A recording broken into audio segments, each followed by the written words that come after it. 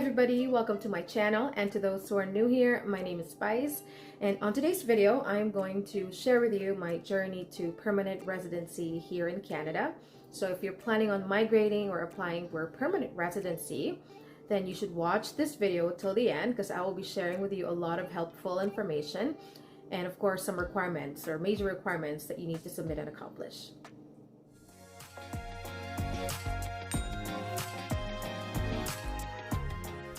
Okay, so first of all, I came to Canada as a temporary resident, or what we call a tourist, and I did upload a video of that talking about the process and the requirements in my channel, so you'll see the link up there. So yeah, I've been here in Canada since August 2019, and I'll be turning 3 years in August this year. And since I got my permanent residency approved, it's already like 1 year and 2 months since late December of 2020. And I'm just happy that I made the right choice to, to move here in Canada. So applying for a permanent residency is not an easy thing to do. I mean, obviously all kinds of visas and status application in other countries are the same, right? They're not easy, it's complicated, it goes through a tedious process. So on this video, I'm going to share with you the whole process that we went through, like I said, and the requirements, the major requirements that I submitted and my wife submitted. So yeah, I said wife because I am married to a same-sex person. She's Canadian, and yeah, same-sex marriage is legal and acknowledged here in Canada. That's why we came here to get married. So if you're going to ask me if we did this whole thing on our own, no, we actually hired a lawyer. She specializes in immigration. She has a high approval rate in terms of the immigration applications that she had worked on in the past. The reason why we did that is because we were so busy back in 2018 when we started this whole idea of coming here to Canada, moving here and getting married here. And we were working, we were so busy, and my wife was still working up north in Greece Fjord, Nunavut, and I was in the Philippines. So, and with the different time zones, we couldn't really work on some things at the same time, or you know what I mean? Like, it's different with the time zones. It's hard to match our time together and spend the time on the phone talking about filling out the forms and completing and gathering requirements. And what basically we did was to submit all the forms and requirements to her, and then she submitted the application for us. After we got married in August 2019, that's when we started the whole process of filling out the forms again and gathering and submitting all the requirements for the permanent residency this time. So yeah, it was really nice that we had a lawyer to help us out with the entire process. So I'm gonna go straight now to the requirements that we gathered and submitted. The Government of Canada has their website that shows all the information about immigration and citizenship. You can look up in Google canada.ca and you'll have all the information that you need. So mainly it will tell you what types of visa you can apply for, how long the processing is, the requirements, and where you could submit your application. So everything that I am going to be covering today are mostly from the requirements that we had back in 2019, but some of the forms may be different now or updated. I'm just not sure as to what kind of forms, but the best resource for this is the website for Canada Immigration and Citizenship. So yeah, I'm going to be reading the requirements to you because I don't really memorize them at the top of my head. I have a list here, and I'll give some like insight or helpful tips in some of the requirements here. And again, these are not all the requirements. These are just most of the important documents that you need to gather and submit. And I will also provide the link here below in this video about where I got some of the information, or all of the information as to the resource of the Immigration and Citizenship website. So although we were already married at the time that we submitted our application, we still had to prove our relationship. And that means we submitted proof of relationship documents. Number one was the marriage certificate. And here are some more of the proof of relationships or relationship that we submitted. So we sent letters from our family and friends that show how legit or true our relationship is, So basically, it's our family and friends who are writing to the immigration to grant a request for me to become a permanent resident so that we could be together and live a life together. It also shows in the letter like stories about me and her telling her friends and family about us being together, and us being engaged, and our plans on getting married and moving in here to Canada. So just anything that could prove that we have this relationship even before we applied for this whole process, or we started this whole process. So she got her letters from her friends. Her mom and some family members wrote that letter for her, and same on my end, my mom and my brothers, and some of my friends. So that's what it meant by the letters. Also, I resubmitted the emails that we sent to each other. And since we talk on Messenger a lot, we also printed the history of our conversation from the very beginning. Like I'd say December of 2017 up to the time that we submitted our application, like for the tourist visa, just proving relationship. Showing all of the conversations that we had, like, just shows basically of, our messages to each other on a daily basis, the video calls that we did every day, because, it's a we had a long distance relationship. She was in Greece, Fjord, Nunavut, and I was in the Philippines. So that mainly showed our conversations there, like a long thread. So there are actually, I can't remember how many pages, but we did send more than, I would say, 30 pages of conversations from Messenger. So that's a lot.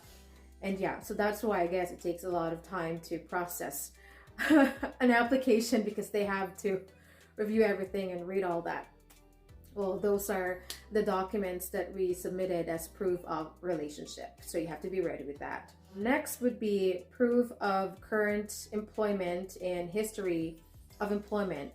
This is for the both of us, but mainly for Donalda, for my wife, because she's the one who's sponsoring me in this application. So she had to provide all that stuff, and she also had to submit pay stubs, and also we submitted documents that show conjugal ownership of a property. So when we moved here, or when we got here in August, because she went to the Philippines first in July, and then we flew here together back to Canada.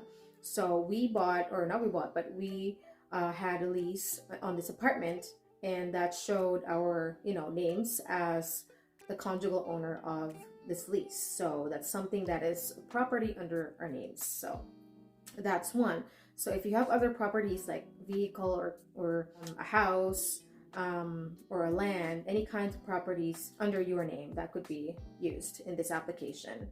I also had to provide clearance or police clearance from the Philippines. So before I came here in August 2019, I got that police clearance, brought it here with me, and I also have submitted a birth certificate. Now, one of the most important things in the list of requirements that I mentioned is the proof of current employment and salary or earnings of your sponsor. The sponsor must be able to show that he or she could support you financially with your expenses while you stay here in Canada, if that's the case that you are already in Canada. So while you wait for your approval or for your application to come back, your sponsor must be able to support you financially with food and clothing and shelter or home or apartment, wherever you will be living. And because I came here as a tourist, I was not allowed to work any job at all. I had to get a work permit to be able to do that. Now, when our lawyer sent the PR application, she also sent the work permit application alongside with that. And I think the processing time frame for that is 4 to 5 months, and I got mine, and I was able to get a job. Permanent residency application takes 12 months to process. In that 12 months time frame, you would also be doing something else as soon as they send you a letter after confirming that they received your application.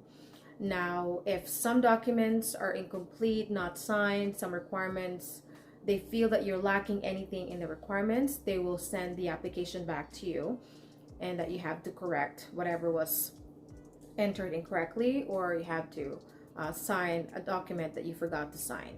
And that's when COVID started. And we were so anxious and worried about this whole process being delayed, right? Because a lot of employees were not going to the office to do the normal work, normal paperwork, everywhere. It's not just happening in the immigration, but everywhere in the world that are affected by COVID.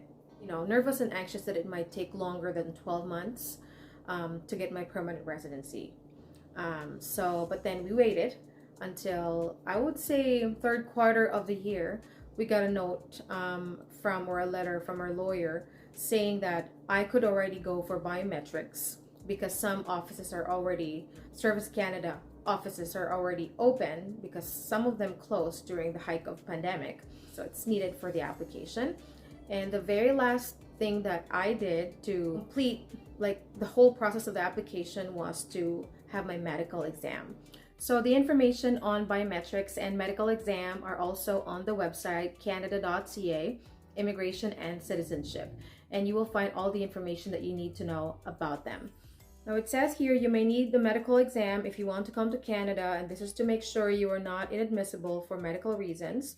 So if you want to know what those are, you just have to click on that link and you will see all the information here.